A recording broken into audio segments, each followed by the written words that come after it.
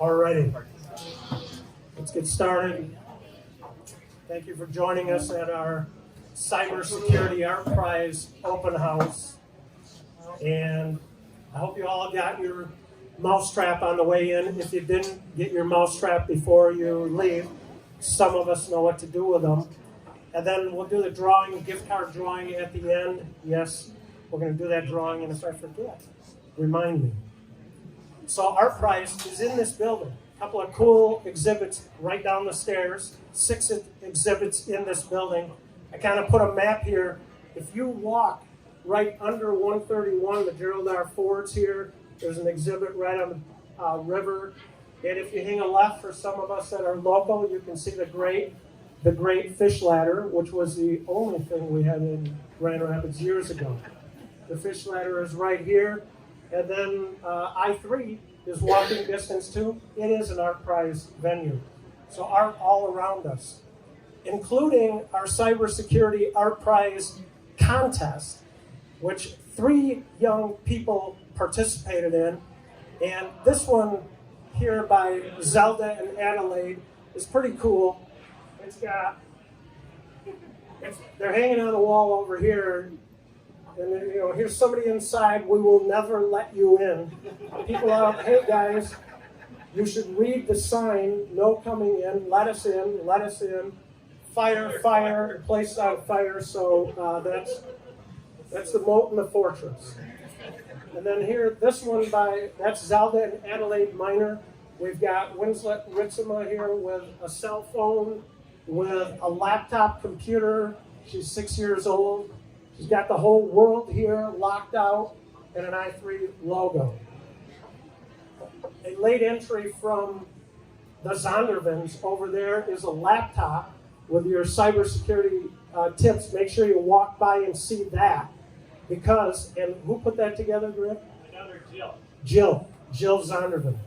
So the committee voted, the unbiased committee, I did not vote, Steve from City to Shore, Ron from US Signal, and Fred from Superior Sales. If you've got a problem with their votes, see them. And first place goes to Jill Zondervan. Second place goes to the Minor Girls, and Winslet takes 3rd place.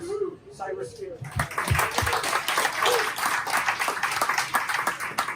And they all get gift cards to Myers so they can go and, buy food for the family.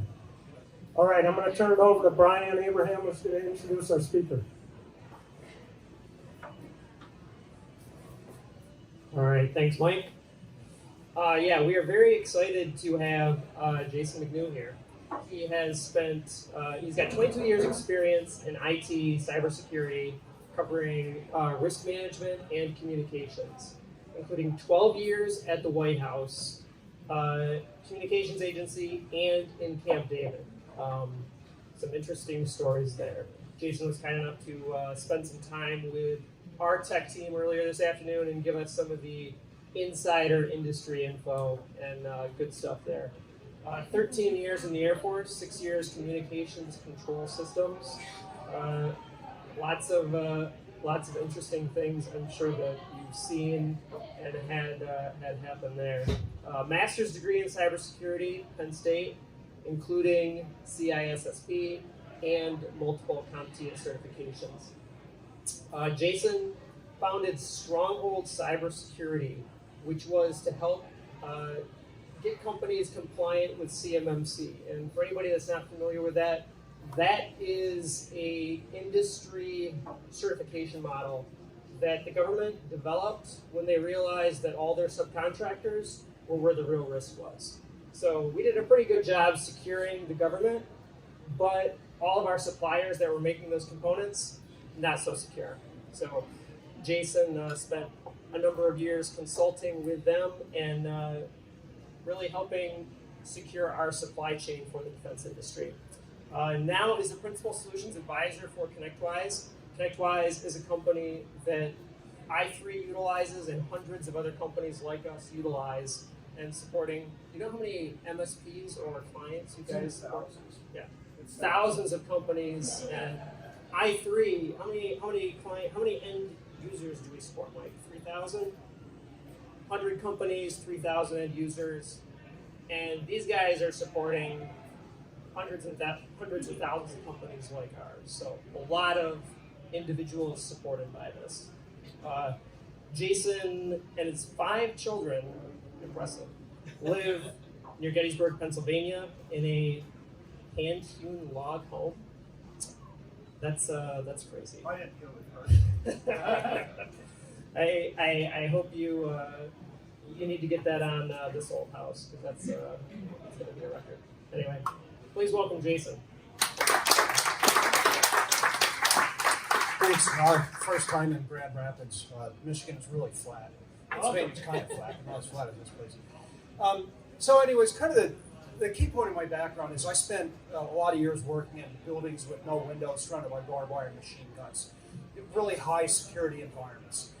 Places where they search you on the way in and the way out. Top secret, special access programs, that kind of stuff. So the juxtaposition between that type of environment and then what we run into in enterprise or in the SMB space, the small and mid-sized business space, is obviously very different. Can everybody hear me okay? Sound okay? Okay.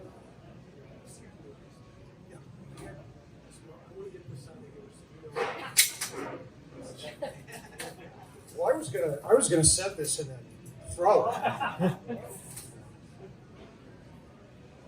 All right, so here's our agenda for today. We're going to talk about some of the top security concerns for SMBs. And SMBs, the small and mid-sized businesses, are really just targets for the threat actors. Companies that have lots of money for security and have advanced security programs, they tend to be pretty secure. They tend to be pretty mature. But when you're talking about small and mid-sized businesses, which are really the backbone of the American economy, they really need help. And this is one of the reasons why the biggest reason why I joined ConnectWise instead of going to Google or Apple or Facebook or whatever, is because I get to spend my time working with companies like i3, a small family-owned business, and they also help mostly small family-owned businesses. And I grew up in an SMB type environment. I've owned my own business, so my passion is helping small businesses. And so we're going to talk about the top security threats. We're going to talk about SIEM and MDR, managed device recovery, the benefits of some of this stuff, MDR solutions, security risk assessments. I'm not just going to read my slides, but this is our basic agenda. SMB security concerns. So you read the paper, you watch the TV. This stuff you're getting blasted with this stuff nonstop. And the gap between the number of breaches you see by small and large enterprises has narrowed a lot. It used to be that they were going after the bigger fish, right? And they kind of figured out that the bigger fish are harder to catch, and the smaller fish, the SMBs, they're kind of fish in a barrel. They tend to be easy nuts to crack. And I say that from the perspective of having done penetration tests personally. And if you know what a penetration test is, that's when you hire somebody like me, a security consultant, to attack your company and try and break in and then steal information. And I just know from empirical experience that the small, mid-sized business, their security tends to be just not as mature as a hospital system or defense contractor or something like that. So all organizations are being targeted by financially motivated crime actors.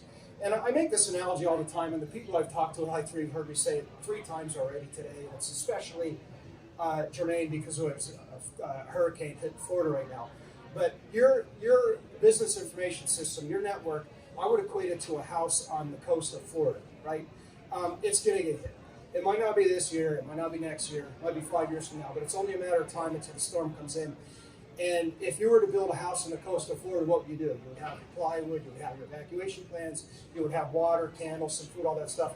That's just a fact of life. It's just what you need to do.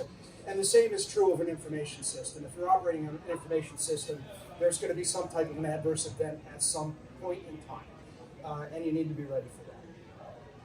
So I'm going to talk a little bit about the Verizon, the 2022 the data breach investigation report. And this thing, I think this is in its 18th year. And this is something that people like me, we wait on it every year, almost like we did waiting on the Sears catalog when we were kids. Remember that? Or some of you are my age. And the Sears catalog comes out. I say, oh, let's see what's in this, right? So to people like me, this thing is real exciting. It's full of data.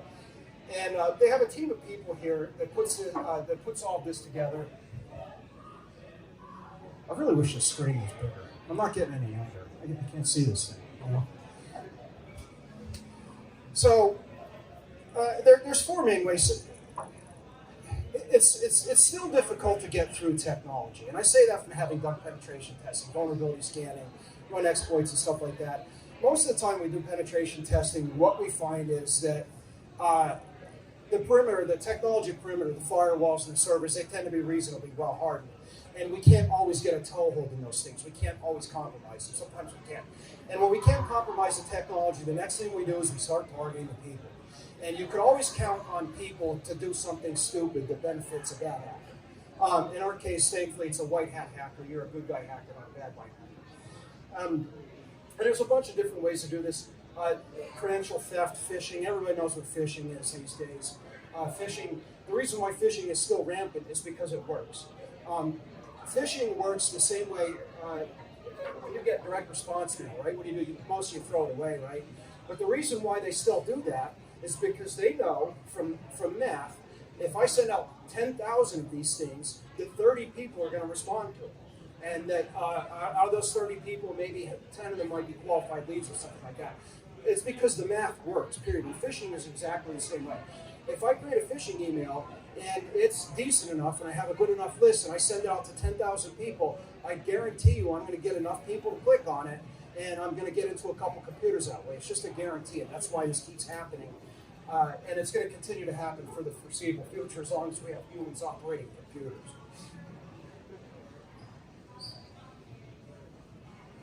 So in this threat report here, start my clock.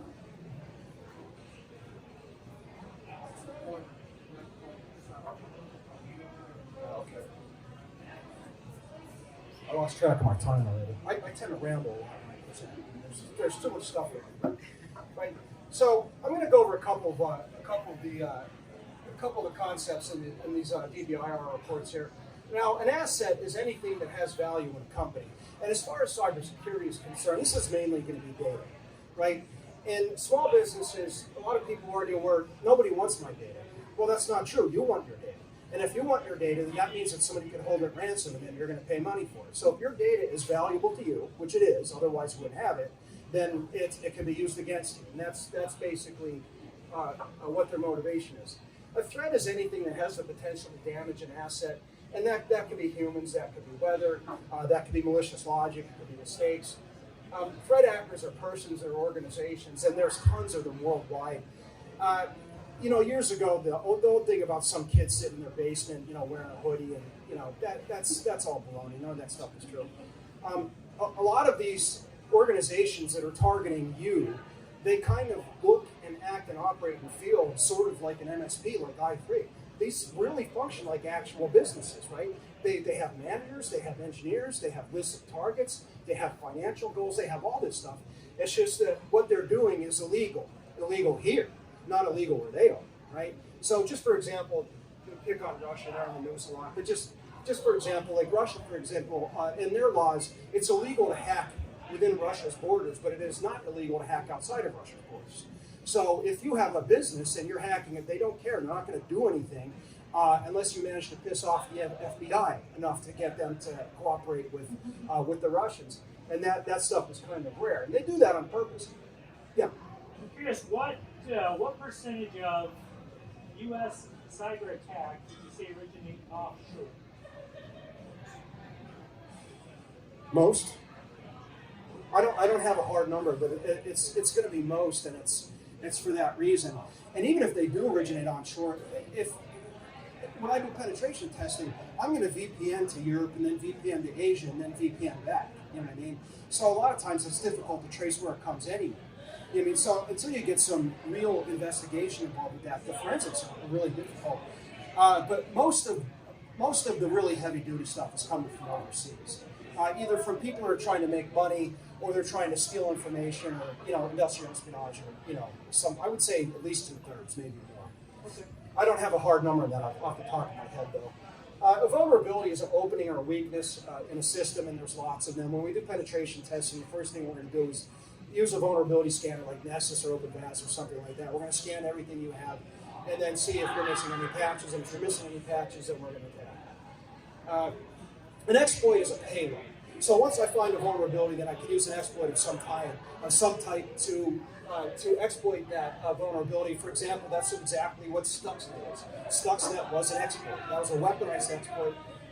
And speaking of which, somebody told me, a little birdie who I trust, told me that was $1 billion weapon, by the way. They said Stuxnet, they believed that was $1 billion weapon.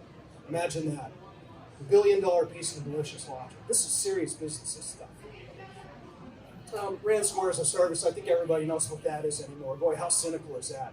So America comes up with software as a service, and then so the next people down, they come up with ransomware as a service. It's kind of cynical, you know.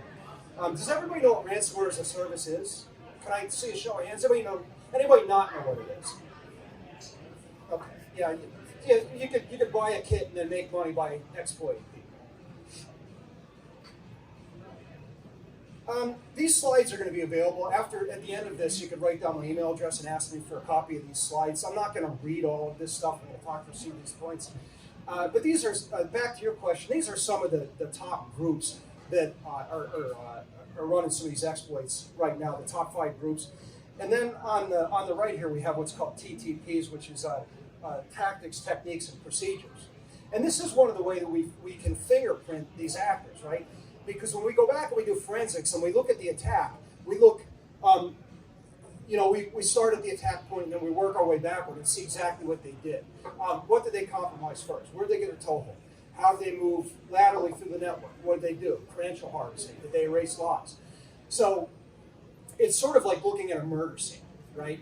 And if you look at a bunch of murders and they're all by the same serial killer, you start to see a pattern, right? And it's like, oh, this was serial killer X because it's the patterns are the same. And the same thing is kind of true with these cyber attacks, right? Once we fingerprint enough of these things, we start to get an idea, oh, this was by Hive, or this was by Revile, because this is what they always do. They do the same thing. So these are the kinds of things that the NSA and the CIA and the FBI and MITRE and some of these other groups, and even ConnectWise is up to fingerprinting some of these groups and trying to figure out what who they are. This is a slide on ransomware as a service. I'm not going to spend too much time on this. Again, I get a copy of it. I could give everybody a copy of the slides after if you have more questions about that. This slide here, now this information comes from Sophos, and there's different trains of thought of this. This says on average 65% of data is restored after paying a ransom. So here's the question, right? If you get breached and you own a small to mid-sized business, and your options are to either pay the ransom or go out of business immediately, you have a decision to make, right? And this is a business-driven decision. And one of the things that bugs me is certain 3-letter agencies and companies with lots of money, they always say the same thing: don't pay the ransom. Well, that's easy for you to say. You're still going to be able to feed your kids next month, right? How many, if you've ever tried to make payroll, when I ran my own company, there were times when I had to decide between paying my vendors and my health insurance, right? Because it was an upstart company, had cash flow issues. If you're in that kind of position and you can either pay the ransom or completely lose your business, what are you going to do? You know what I mean? You're going to gamble. That's exactly right. You're going to roll the dice. You're going to pay it. This is a business decision, and I suspect that we might see some legislation around this at some point. Maybe. We'll see how it works out. My experience is I think this number might actually be a little bit higher than this. And some of these outfits actually have been pretty good at actually protecting their business model by providing the data after people pay. Because if you pay them and you don't get your data back, then people aren't going to pay. They know, So between 2020 and 2021, the cost of these breaches is going up. I think these numbers are probably a little on the high side, but they're still very high. It's still in the hundreds of thousands of dollars on average for a breach, $750,000, $1.85 million. So if you have a major ransomware attack and you're out of business, by the time, if you have a cyber insurance policy, by the time they get everything cleaned up, remediated, you're back in business, and then you factor in your losses and all these other things, this is a lot of money you're talking about. And boy, if your cyber insurance doesn't cover this or you're not set up correctly, you're just going to be bankrupt. So everyday challenges for SMBs, small to mid-sized businesses, and there's lots of them. Cybersecurity challenge, IT challenge versus business challenge. Now, IT is a service delivery issue, right? IT is making sure that you can operate, you can function. Cybersecurity is a risk management practice. Cybersecurity, what I do is closer to what a lawyer or what a CPA does than what an engineer or an IT technologist does, and that I manage risk, right? So if you're operating an information system, that comes with risk associated with that. And my job is to quantify that risk and then help you to reduce that risk in a meaningful way. It's difficult to manage cybersecurity with competing priorities. Again, IT is a cost center for most companies. It's overhead just like safety. I mean, nobody really wants to buy fire extinguishers and all this other stuff, but you need to do that. It's just part of the cost of doing business. So, and when you're talking about something that is not, imposed through regulatory bodies like OSHA or something like that, it's a choice, right? You have to make the choice to deploy cybersecurity. It's not like OSHA and the fire codes or the NEC and these other things. It's not enforced by law, so it's a decision that you have to make. The complexity of shifting to a remote workforce. This is a big one. I'm not going to. Everybody knows this. I don't need to beat that one. Poor communication between organizations and their managed IT service providers. I'm sure the I3 guys could probably tell you this a lot. This isn't finger point. What this means is that the customers don't always understand. They don't always understand the threats to them, and they're not always able to articulate the threats to them in a way to their MSP that makes sense, so that they can have a conversation to move things forward. In simpler terms, they don't know what they don't know. You know what I mean? They don't know about these technologies. For example, I'm going to talk a little bit about SIEM in a little bit, and I have some jokes about it because nobody knows what that even is. You know what I mean? So your clients aren't going to call you and say they need SIEM. You know what I mean? You're going to call them and say, we really think you should have SIEM, and they're going to go, what the hell is SIEM? I don't know what that even is. You know what I mean? Poor cybersecurity skill sets within the organization. There's a massive talent gap in cybersecurity. Trying to find and hire and retain people is a major problem. And then what's worse is the big companies with deep pockets are sucking up all the talent. And now with the remote workforces, they're sucking up the talent. I live in a cornfield. You know what I mean? I don't have to live in a city anymore to have a job with a big company that pays me a good check. You know what I mean? And they know this. Ad hoc business continuity and disaster recovery efforts. Again, this goes back. Think of your network as a house on the coast of Florida. You need to have an incident response plan in place today. If you don't have one, then get with I3, and I'll give them one that I got from the Defense Security Service. It's 7 or 8 pages. You can have it for free, and then you can tailor it to your business. You can use it for all your customers. It's an open source document. Everybody should have an incident response plan. Increased cost to respond and recover from an incident. As if inflation isn't bad enough, the cost of all this stuff keeps going up and up every single year. Here's a slide on the 2021 top threat actor profiles, and again, these are all from the DBIR. I've got a QR code on here if anybody wants to take a picture of it. We'll send the slides out after. I'm not going to dwell on this too much, but this comes from our cyber research unit. And in the earlier slide, I showed you 5 of the top big ones. So these are some of the. This expounds on that a little bit. The threat actors. There's a whole bunch of them. We're only human. A person is involved at the center of most security events. That is definitely true. Especially when you find out about it. When they get through the technology and they create a toehold in the technology, and they don't involve humans, a lot of times that doesn't go noticed for months at a time. When you hear about breaches being undiscovered for 6, 7, 8 months at a time, most of the time it's because they compromised a missing patch, they got a toehold, they installed a rootkit or some type of a backdoor and nobody knows about it. 82% of breaches result from human elements. That I believe, that definitely sounds correct to me, and I can speak to this empirically. I remember, I don't remember what year it was, but it was when they got into the EOP, the Executive Office of the President. That was Russia. I think it was the Russian Business Network or something like that. And that was a phishing attack. They phished a member of the Executive Office of the President, compromised their computer, moved laterally through the network. So, I work in this classified data center. I come into work one day, and the place is filled with NSA and FBI guys running around. I'm like, what the hell's going on? And then my boss is like, oh, we can't tell you. We'll tell you later. And even though I have a Yankee white clearance, they're like, we'll tell you later. Go on. I'm like, all right, fine. No. and I can think of numerous other examples. Phishing works. It's a big problem. You got to protect your people. 66% of breaches involve phishing or stolen credentials. Stealing passwords is easy. This is why you have to have multi-factor authentication, and this is why you have to have good password hygiene and password management in place. Because if I can't break through your firewall, your servers, then I'm going to trick your people into giving me their passwords, and believe me, we'll do it. And there's a couple. We'll get into our talking points at the very end here. So basically, the first part of my presentation, I'm going to scare the shit out of everybody, right? And then the second part, where it says, well, here's what you can do to sleep a little bit, right? But this stuff is all reality. It just is. It's reality. These are things that I see empirically in my line of business. Let's see. Threat landscapes for MSPs, TSPs, and MSPs. An MSP, that's I3, they're a managed service provider.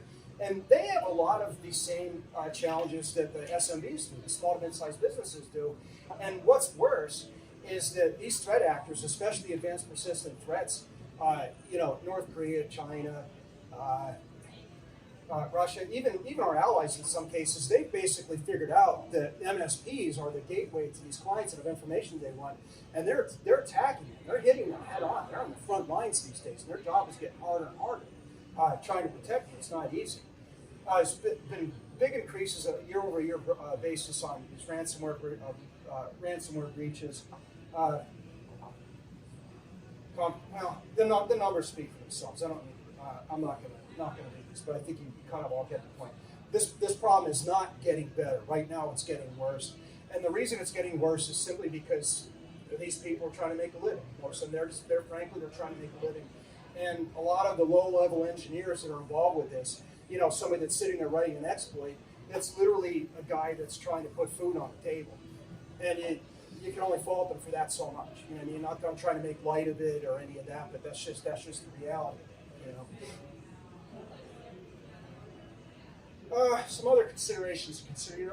This slide is not really relevant to this. I'm going to skip this part here. We don't need to. I'm not going to delve into the NIST cybersecurity framework. This is something that could literally be a 2-semester course.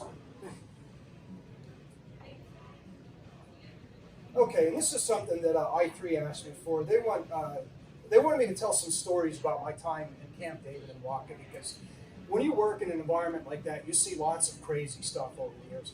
So I came up with a couple, and there's more stories that I can't talk about that I can, unfortunately, which is just the reality. So I just threw a couple up here. I'm going to tell one quick. Anybody want to throw out which one of these you want to hear? Coworker, fish. Reagan, Dead squirrel. Dead squirrel, Reagan. yeah, oh.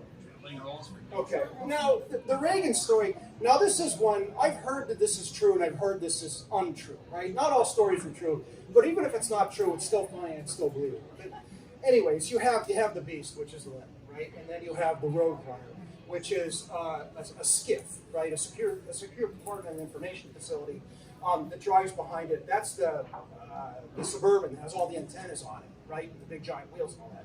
That's basically a top secret processing center on wheels, I think. Everywhere POTUS goes, Roadrunner goes, everywhere. If he's at home, he's on the ranch or whatever. So Reagan had his ranch out in California. He spent a lot of time there. Walker would go with him. And some Walker guys are in the Roadrunner, when you're on that duty, they're just sitting in the thing all day, right? That's what you do in an operations center. It's a mineral operations center. So these guys are just sitting there waiting for something to happen for them to do something. So Reagan is out walking around on the ranch, and he walks up to the Roadrunner. And then he looks through the window, and the guy that's sitting in the front, he's an Army troop, he's sitting there reading the paper. And then the guy in the back, he's against the wall like this. He's sleeping, he's drooling. So Reagan walks up to the window, and he goes to the guy in front and goes, shh. And then he opens the door, and he says, get out. And he goes, go over there. And then Reagan got inside the truck, and then he sat down and then closed the door real quiet like. And then he turned around and then played on the horn. And then the guy behind him wakes up, and then Reagan looks at him and says, where to?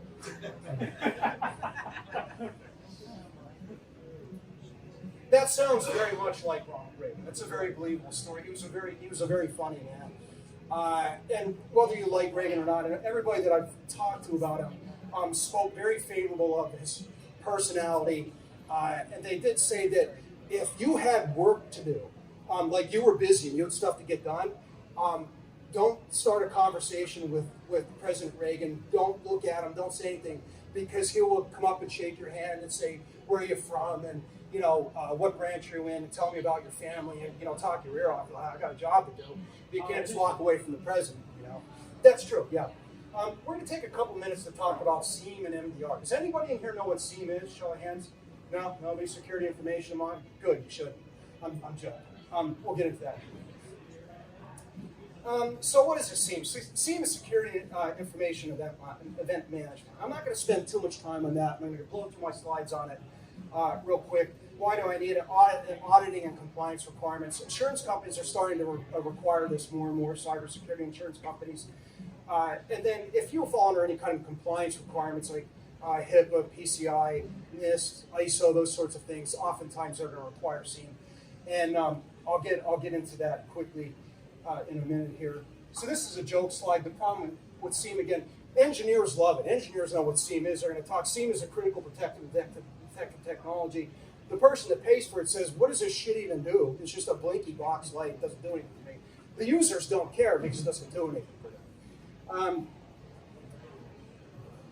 So should I just blow through these? We can go through these later. I'm not going to spend time on SIEM. But SIEM in a nutshell, real quick, high level, you might have dozens or hundreds or even thousands of devices on your network and accounts. You have people, you have systems accounts, you have software, you have computers, you have servers, right? And all of these things, they generate logs, right? And kind of the analogy I use for this is if you know what a building access control system is, imagine that you have a building in 50 different states, and then you have 100 people in each building, and they all have key fobs, and they're all coming and going, right? How much data are these people generating? It's a ton, right? And what are you going to do with it? How would you even know what to do with this, right? So imagine it's 24 hours, and it's it's a secure facility of some kind. So you have 5,000 people coming and going, 24/7, 365. All the doors are locked, and every time somebody goes in and out of a door, it's an audited event, right? This is going to create a shitload of data, right? Which is exactly what your computer network does. All of them do that. All of them do this, and most systems do not have a SIEM, and they don't do anything with the data. So let's hypothetically. This is my rabbit. Let's hypothetically say that this is Dumbo. He's an employee of ABC Corp, right? And let's hypothetically say that Dumbo's in California, but then his account accesses a building in Texas at the same exact time. This is an anomalous event, right? This should not be happening. This is akin to what would happen on a computer network. For example, let's say that somebody creates a domain admin account on your domain controller at 2 o'clock in the morning on Christmas. Are you going to know about that? No, probably not. You definitely should. And that's what a SIEM is going to see these. So basically, a SIEM is going to sift through mountains and mountains and mountains of non-human friendly data and then distill it down into a human friendly form. So a SIEM might ingest 10 million events, and maybe 5 of those might be something that should be up-channeled to a human to deal with. That's where the value is. That's why I make the analogy with the building. If you had an operations center, people sitting there watching monitors of people coming and going in the building, they're not going to know what's going on. You need a fusion engine to deal with that. This is my Redux slide on SIEM, how SIEM works. Capability, SIEM versus EDR. EDR, endpoint detection and response versus managed detection and response. So this is a very different animal than antivirus from 10 or 15 or 20 years ago. Old school antivirus, basically what it does is you have a piece of known malicious logic, and then you run an algorithm on it which fingerprints it, right? So you know the fingerprint of this piece of malicious logic. It puts it in a database, and then it matches it. So old school antivirus is basically just pattern matching. That's all it really did was pattern matching. It was very crude, but it was a huge advancement over what they had before that, which was nothing, right? The next step beyond that is to add pattern recognition, which is beyond pattern matching, right? What if we take a piece of malicious logic and then we alter it slightly, and then we run it through an antivirus engine? It's not going to recognize it because it just recognizes patterns, right? We need something that can, or it just recognizes fingerprints, not patterns. So EDR is the next step beyond this. So EDR doesn't simply recognize a piece of malicious logic and then try to quarantine it and then alert the user. EDR can actually intervene in an event, right? Where did our castle slide go? Where's our castle slide? I want to go back because I'm going to talk about that for a minute because I like it, and then we'll go back to this, right? I think it's forward. Okay, so I'm going to talk about this for a minute. Did the kids that drove this, were they coached through this a little bit, or did they just, whose kids were this? She's not here. Right, well, because I like this because this is a castle, right? So I don't know if the kids instinctively understood that a castle is an analogous to security here, but look at what you have, this is defense in depth, right? You have a moat, and then you have a door, and then you have the castle walls. Look at, where's the crown jewels? The crown jewels is your data, right? Here's your princess. She's up here. This is your crown jewels. She's the most protected, right? You see these two nitwits up here dropping bombs? That's EDR. Right? So instead of them just yelling, oh no, they're invading the castle, you have EDR up here is actually dropping bombs on these people to intervene. So in a nutshell, that EDR can actually actively intervene in a piece of malicious logic, even if it's a brand new one, and then can walk it back. One of the famous examples was with Sentinel-1 when the WannaCry attack hit. And the WannaCry, that was NSA leaked. I can't remember what it was. An SMD or I don't know. It was a remote access protocol of some kind. But it was a payload for remote access protocol, and then North Korea took the thing and they wrapped it in a worm. They dumped it on Europe and it started crawling around Europe. And even though this thing was brand new and it was not seen in the wild, so to speak, these EDR solutions that were on the market at the time, they quarantined this thing, even though it was a brand new piece of malicious logic, and that was a huge step forward. Antivirus cannot do that. Antivirus, I don't know what this is. But when you have pattern recognition, EDR, these two up here, they saw that. They're like, oh, this is bad. They drop bombs on it. Does that make sense? So it's active. Now, EDR by itself is a big advancement over traditional antivirus. But even better still is going to be managed device, MDR, managed.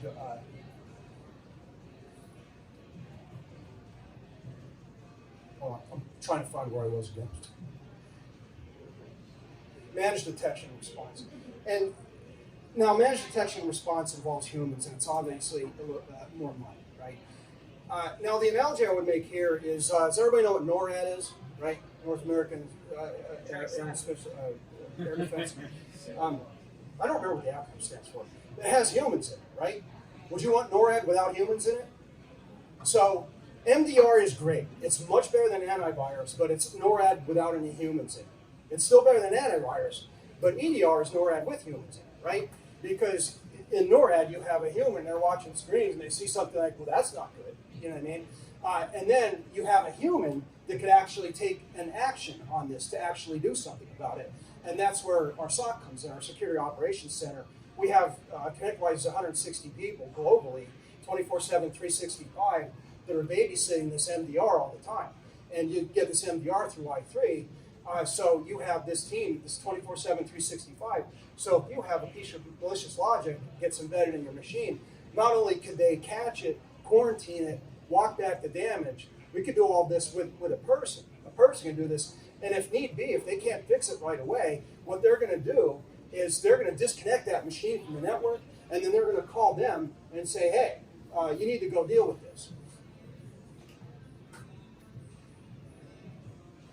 Legacy antivirus is no match. I went over that a little bit. I think I'm not going to beat that drum too much. Here's a couple of slides that talk about the underlying technology in EDR. This is engineer stuff. I don't think anybody here is going to really want me to go into this too much. But the key point, like I said, is that EDR and MDR can actively intervene, walk back, and reverse the damage from an attack, and then set the endpoint back to the same state that it was before the attack. And then on top of that, we now have intelligence for our operations center. You know, this event is getting ingested into our intelligence. This slide here is on our cyber research unit. I'm kind of pumped about this. AT&T has this, Verizon has this, Carnegie Mellon has this, Lockheed Martin has it, Rapid7, all these major players in the cyberspace have this, right? And now ConnectWise does too. But the difference is ConnectWise, we focus on the SMB space. We do have enterprise clients. There are some deployments of Perch that I think are in excess of 100,000 seats and stuff like that. We do some penetration in the enterprise space. But I kind of, this might be a little bit of hyperbole, but I sort of think that ConnectWise is doing for cybersecurity what Milton Hershey did for chocolate, or what Henry Ford did for the car, right? Milton Hershey took chocolate and made it so it wasn't only for rich people. He made it so that middle-class working people can afford it. And then Henry Ford did the same thing with the car, right? Now, these technologies, things like EDR, SIEM, intrusion detection, having a 24/7, 365 SOC, 10, 15 years ago, who had this? WHCA, Lockheed Martin, Boeing, you know what I mean? Not the small, mid-sized business. So ConnectWise, through automation, economies of scale, and in some cases, offshoring labor and some, those kinds of things, is taking these advanced protective technologies and then driving the cost them down so that they're affordable to the SMB to protect you. And that's, frankly, why I took this job when Jay Ryerson offered it, because I like doing that. You know what I mean? Helping small and mid-sized business. We're going to talk a little bit about security risk assessments. And you should definitely get with I3 and talk about having one of these done. Because remember before I said you don't know what you don't know, right? And if you don't know where your risks and exposures are today, they could go in and then do an assessment. You can do high-level assessments, you can do deep assessments, up and down the gamut, and it'll give you some idea, okay, where are my risks today, and what can I do right now to start reducing my cyber risk right now? So these are just some of the components of a well-designed. This is, if you're a mature business, you're going to have all these things, right? I3 does for sure. Defense contractors have all this stuff. WHCA has all this stuff. But just to get started, what's the old saying? The journey of 1,000,000 miles begins with the first step. Right? I think Confucius said that. My grandfather was a building contractor. He used to say you have to get up on the roof and pound the first nail. Exact same thing Confucius said, right? So starting with security assessment, that is the very first step today on your cybersecurity journey. You don't know, the first thing to do is an assessment. Where am I right now, and where do I want to be, 6 months from now, a year from now? You've got to have a plan. So my dad used to always say, you've got to have a plan. And that starts with security assessment. So this is a simple analogy. We're going to talk about a house, right? Your house has security on it, right? So I'm going to I don't like slides that present this way, so I'm just going to pop all this in. Right? So these are some of the things that we would have to protect to protect the house: doors and windows, locks, education, yard signs. See, these are 3 different types of controls: protective controls, detective controls, and then response. Right? A detective control is something that gets to detect an event and then alert you, right? Like a camera or alarm, motion sensor, doorbell camera. A dog is a detective control and a protective control. Neighborhood watch. Protective controls keep intruders out: door locks, windows, education, yard signs. And then your response, you primarily, right? First responder is really you. Maybe you have a baseball bat or some other type of weapon. The police, insurance is going to be a form of response if your house gets broken into, or you have a cyber event. Insurance is going to cover you. Dog, I have a dog. Her name is Socks. She's, 100 pounds, barks really loud. Nobody's coming to my house. Identify, this goes back to the first part, having your security assessment. The first thing we need to do, if we're going to protect your house, right, the first thing to do is identify what do I want to protect? What's important to me? What are my crown jewels, like up in the princess in the castle? Family, your pets, collectibles, heirlooms, documents, valuables, electronics, computers, that kind of stuff, right? So you lock your doors, you get a safe, fire alarm, and so on and so forth. And then recover. And you're going to notice a pattern here. This is basically mapped to something that we call the NIST cybersecurity framework. And you see here, identify, protect, detect, respond, and then recover. So after your house gets recover for cybersecurity, the cyber incident response plan, again, like I said, everybody should have that. That's a great first step. Get with I3. I have one I can give you for free. You need to back up your systems, you need to have insurance, have emergency equipment. And again, going back to the respond and recover thing, I keep harping about the hurricanes on the coast. We put most of our effort, when we do this, we put most of our effort into protect and detect. But we still put a lot of effort into respond and recover. And the reason we do that is because we know that no matter how much of this we do, someday we're going to have to do this eventually. And even at WHCA, the White House Communications Agency, one of the most secure places in the entire world, we still had to do this. There were still incidents. There were still times where my phone rang and they'd say, I need you to go to this building and do X thing right now. Go. You know what I mean? And that's what this was, respond and recover. So you got to have a plan. Does anybody here have compliance concerns? I think there's some manufacturing here. What kind of compliance do you have? HIPAA? Okay, so that's one example of HIPAA. Anything else? Anybody PCI? Anybody doing anything with CMMC or NIST or any of that stuff? No? Okay. So if you have compliance requirements or your insurance company is sending you some kind of a form that says you need to have these technologies in place. Now, cyber insurance is a fairly new thing, right? And it's an immature business space. When it comes to insuring drivers or insuring a house against the weather, insurance companies have 100 years of actuarial data that they go against, and they have a very, very good idea of what the risks are associated with anything that they want to cover, right? Cyber is new, right? This has only been around for 20 years. They don't have all this data. So they are evolving along with you. And when they first started offering cyber insurance, what they were doing is they would send out a 10-point checklist, and it would say, do you have these things? And then people would go, pass right in there, SEAM? Do we have SEAM? Yeah, we've SEAM. We're going to check that, right? And then they send this thing. They don't really know what it is, right? And they send it in, and then they're like, oh, great, we're covered. Go back to sleep. So what happens is then they have an event, right? They get hacked. And then, Flo or the Lizard or whatever, the insurance company shows up, and they're there for the instant response. And then they start going through the checklist, like, do you have these things? Like, well, you weren't meeting your requirements. We're not covering you. And this happened a lot over the last 10 to 15 years. There's a lot of lawsuits. So we're starting to see that the insurance companies are getting a lot more diligent about making sure that you actually have what you say you have. So the key point is here, if you buy a cyber insurance policy, don't just buy it from the first thing you find on Google. Do your research. Because this is a Me Too business space where companies are getting into, and they maybe kind of know what they're doing. There's a couple that I could recommend. Maybe go. The American Bar Association is a good resource for cyber insurance. Go to the ABA website. They have a couple that have been doing this for a long time. And if you're buying cyber insurance, and if they send you a form to fill out and it has 10 or 15 bullets on it, make absolutely sure you understand everything that's on it. And if you don't have it, you have to say so. And if you're not sure if you have it or you're not sure what it does, then talk to i3 and they will help you. And if you don't have something that you need, then they will help you get that. But this is a very different animal than buying insurance for a car or for a house, because the insurance company's been doing it for so long. If you're pulling their chain, they're going to know about cyber insurance. There's been some real problems, but a lot of lawsuits. So these are some of the considerations in cybersecurity. Compliance is a big one. From the sounds, this particular audience doesn't have a lot of compliance requirements. Sometimes I come out and I do talks, I'll say who has compliance requirements, and then everybody has compliance requirements. Other times you have one or two, sometimes it's half.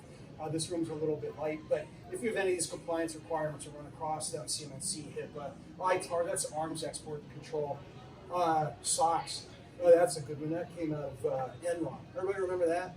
You know how that happened, right? So basically, you have the finance people, and they have the books, right? The financial books, the ledger, and then they weren't happy with the ledger. They don't like the numbers. Performance isn't where we want it. The board's not going to be happy, right? So instead of cooking books, they go back into the IT in the server room, and they find a database administrator sitting way in the back in there. He's eating his chips and drinking his Mountain Dew, and then they go and they say, hey, this data, where did this come from? They're like, oh, it came from this database. Can you go in here and change this value? And he's like, yeah. Sure, we can do that. And he says, do it. So that's how we ended up with SOX. Contractual requirements, depending on who you're doing business with. A lot of small businesses have contracts with various outfits, and we find more and more that third parties will impose cybersecurity requirements on you. Policy is very important. Before I was talking about the incident response, AUP, you should have an acceptable use policy that says what your employees can and can't do. A bring your own device policy, that's a real big one. Cloud policy, work from home. Policies and procedures are very, very important in cybersecurity. Excuse me. Incident response, business continuity and disaster recovery, these are big ones. I don't think you have a real problem with natural disasters in this area like we have right now. For example, ConnectWise, which is in Tampa, is kicking off their disaster recovery plan right now. And when I go on my internal messenger, all of them are all red. There's nobody there. They're all gone. So that's your incident response, right? So you should have a disaster recovery plan, business continuity plan, in the event that you have, a major cyber breach or your building burns down or some other major adverse event. Change management, that's a real big one. This is a problem for MSPs because they're managing all these endpoints and the customers sometimes have rights on them and they change things. But one of the problems that we have with information systems is creep. And you'll have an admin, something doesn't work, and then the admin goes in and then changes something in the firewall temporarily. Here, try it now, like, oh great, it works. And then the admin forgets about it. They forget that they shut it off. You need to have a formal change management process in place. Before you make any changes to your information systems that affect security, you should have a formal change management process in place for this. These things should not just be done on an ad hoc basis. That's asking for trouble. And then ROI, return on investment. This is important. Cybersecurity is of no value to the small, mid-sized business unless it reduces your business risk in some quantifiable way or saves you money. Apart from that, why do you really care? Do you care about deep packet inspection? Do you care about SIEM? Do you care about endpoint EDR or any of that? No, not really. I mean, you want to stay out of the paper. You want to stay in business. You want to make payroll. Those things. And that's what all these things support. So you want to have an ROI calculation. We don't want to just deploy technology and not understand what our return on investment is. We need to have some type of return on investment for that. And then technology is important. Technology is one piece of this. And you notice here I have people. You have people, processing, and technology. That's kind of born from Marcus Lemonis. What was that show that he was doing? The show where he buys. The Prophet. Yeah, The Prophet. Yeah. I've seen this come up a lot, and he would talk about, I think, people processing product, right? And I've seen in the cybersecurity space, they talk about people processing technology. And I'm not sure if they got it from Marcus Lemonis, but it's very true. If you're going to have a cybersecurity program, you need to have those three things in place. And if you can't get the people, which you can't hire IT people, cybersecurity people, that's what I3 and ConnectWise are for, you need to have policies and procedures, that's your process. And then you do have to have the technology in place. You got to keep your operating systems, updated. You have to have patch and vulnerability management. You need to have SIEM, EDR, MDR. Backups are very, very important. And the threat actors, they've got really creative with backups. They'll get in. They've been known to come into a system and then look at the backup scheme. Right? They study the backup scheme, and what they'll notice is that they back up everything for the past 6 months. Right? So they go in there. And then they reconfigure the backup so that it's backing up like logs or some useless garbage or crap, right? And then they just sit there and then they wait. So for 6 months, your backups are just backing up garbage and you're not testing it. So what they say is they get an email or a screenshot that says, oh, this backup completed successfully. What was it backing up? That was backing up my recycle bin. That's helpful, thanks. You know what I mean? So they wait, and then 6 months later, then they go and they launch their attack, they wipe everything out, and then you go to run your backups, and the backups are crap. They're sophisticated, they're cynical. Some of the stuff that they do, I don't know whether to laugh or cry, but they're very, very clever. So not only do you need to have a backup in place, you also need to make sure that you test that. And there's a bunch of technologies on the market now that can actually do this. They can create a snapshot of an entire server and then boot it up, and then screenshot it, and then hash it, and then show it to you, and we know the data is good. And that's a reaction to the way that these attackers are acting. Not everything is doom and gloom. United States government responses to Colonial Pipeline. Everybody remember that Colonial Pipeline hack last year? You know, I have some thoughts on that.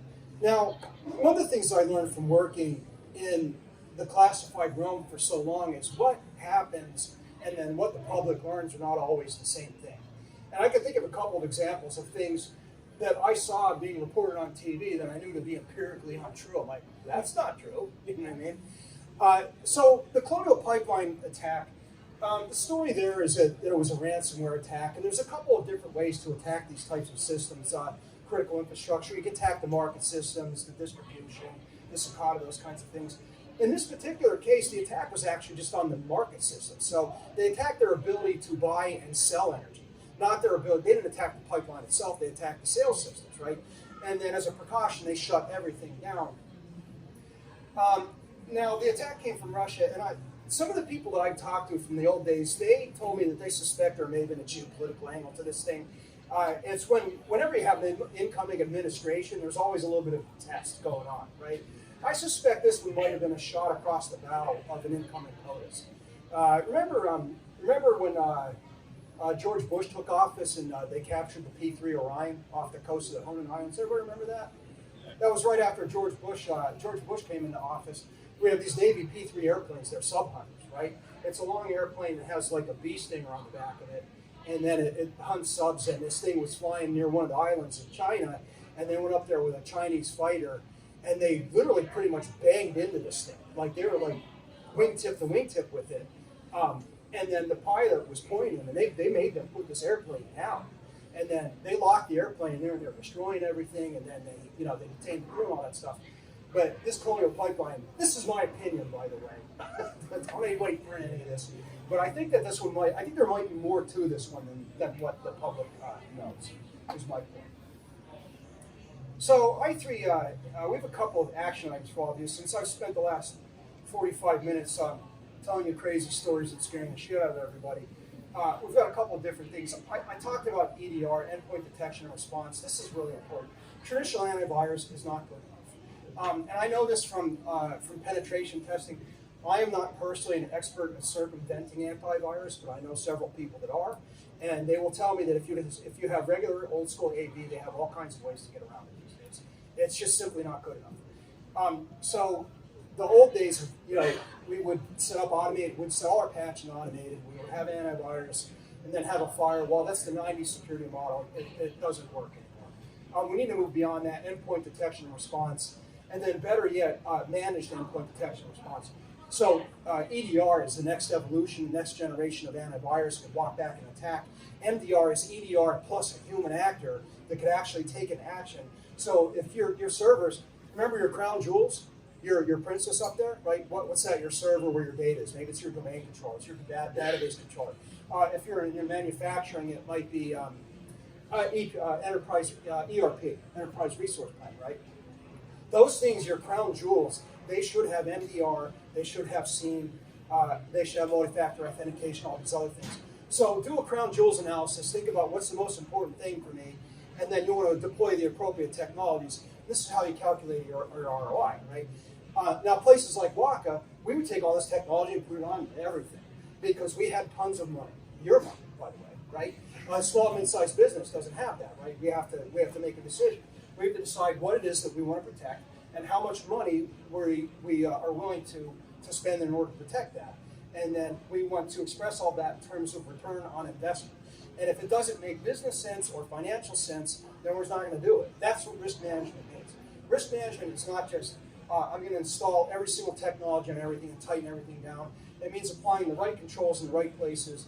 And then in some cases, really not doing a whole lot. And here's a prime example of this, like your company website, right? Really the worst thing that could happen to that is it might get defaced. But if somebody steals the contents of your public website, that's really not that big of a deal, right? So when it comes to public websites, no matter how big my clients have been, I always, if they're self-hosting, I'm like, why? Why are you doing that? Put it on GoDaddy. It's $20 a month. I'll put it on there, use their backup, and then let them accept the risk, right? That's risk transference, which is exactly what insurance is. Whenever you could transfer a risk to a third party by some contract or something like that, why accept the risk when I could transfer it to somebody else?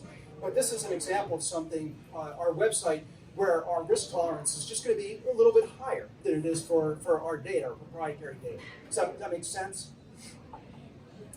Password management this is still a major problem. And if you want to get with me after the presentation, I could get into the science behind this.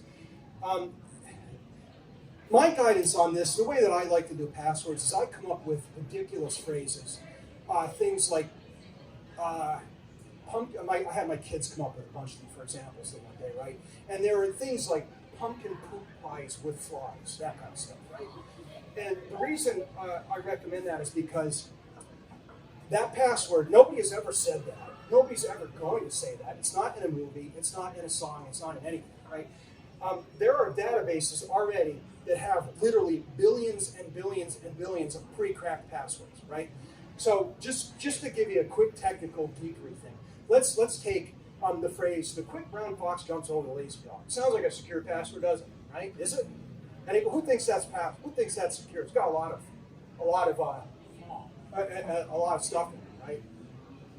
How about some song? Throw me a song, anything, a famous song. Squeeze my lemon until the juice runs down my leg. Let's listen to some Led Zeppelin, right? So take the quick brown fox runs over the lazy dog, and then run it through a hash algorithm, MD5 hash algorithm. It creates a hash, which is a fingerprint, right? And then you could go to a website like Have I Been Pwned, right? And basically what that does, it says to see if it can reverse the password. And I took a bunch of song phrases, lyrics, poem stuff, idioms, anything I think of, hashed it, and then threw it in there, cracked all of it instantly. Every single one of these things were already in there. So there are already billions and billions of pre-cracked passwords that are in these rainbow tables, in these hash tables. So my preference, like I said, make up a ridiculous passphrase that you can remember on something that's easy to type on the computer, easy to remember, and then take, say, like the third word of it, and then remember the old trick, capitalize the first letter, and then put one special character in it, and then put, a pound sign on the end. If you did that to just like the second word or just the third word, and it was some crazy phrase that only you said or would know, the best I can understand it, that would be theoretically uncrackable using, I'm not aware of any modern technology that can crack something like that. Save for maybe quantum computers, which to my knowledge, NSA's working on it, China's working on it, Russia's working on it, but as far as I know, they don't exist yet. Password management is super duper important. Please fish test and educate your team. Really, everybody should have some type of regular user training, phishing testing, because like I said, if I can't get through the technology, the next thing I'm going to do is I'm going to target the people, and 9 times out of 10, we can get through it. And especially, now think about this, think about if the threat actor is, let's say it's a unit within the People's Liberation Army, right? Let's say that you have a client, you're making a washer that goes in, sub-assembly for a nuclear submarine, and the PLA wants it, right? You're just little mom and pop shop, we're making this washer. PLA wants your washer, right? So they give a group of 100 people 6 months to exfiltrate it. What do you think is going to happen? They're going to get it eventually, which is again why you need your response, recovery, and your insurance. So it just depends on whose attention you attract, right? And not to scare you, I mean, I'm not saying that PLA is after all of you, but they might.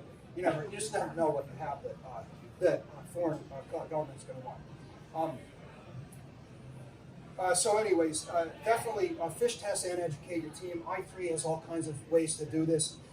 If you are really in a pinch and you're in a small shop and you don't have the money to do this today, what you can do is throw this into a search engine, look up the DoD Cyber Awareness Challenge, and they make a brand new one every single year, and it is free to take it and watch it. It is very good training. The only problem is it doesn't have any internal tracking mechanisms.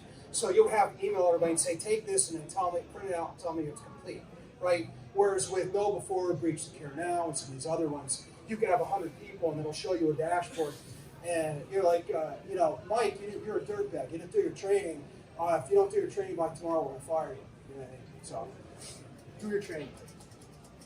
Multi-factor authentication. This is super duper important. Again, I know from looking at all these hacks and these breaches, the passwords that people use are stupid. I know that from stealing passwords, and then I get the CFO's password, and it's like, I like money with an exclamation point. I'm not joking. I've seen stuff like that. So if people are going to use bad passwords, and when you try to enforce password complexity, and you go crazy, right? It's 15 characters, numbers, letters, then they write it down, which creates even more problems, right? Humans are always an issue. So passwords cannot be relied upon.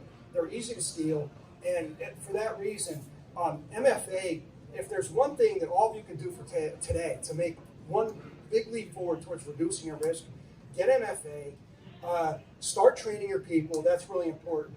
And then upgrade your antivirus, whatever you have, towards endpoint detection response and MDR and those kinds of things.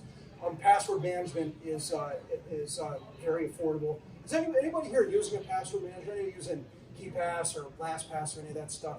Right? You could have 500 passwords in there, and every single one of them will be different, right?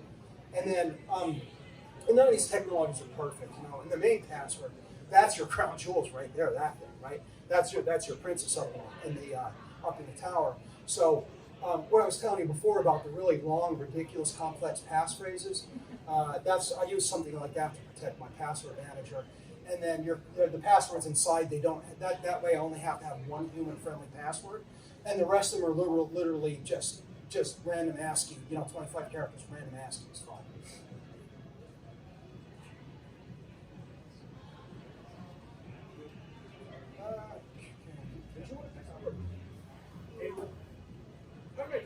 Let's thank Jason for this time. That was good, almost stream of consciousness right there.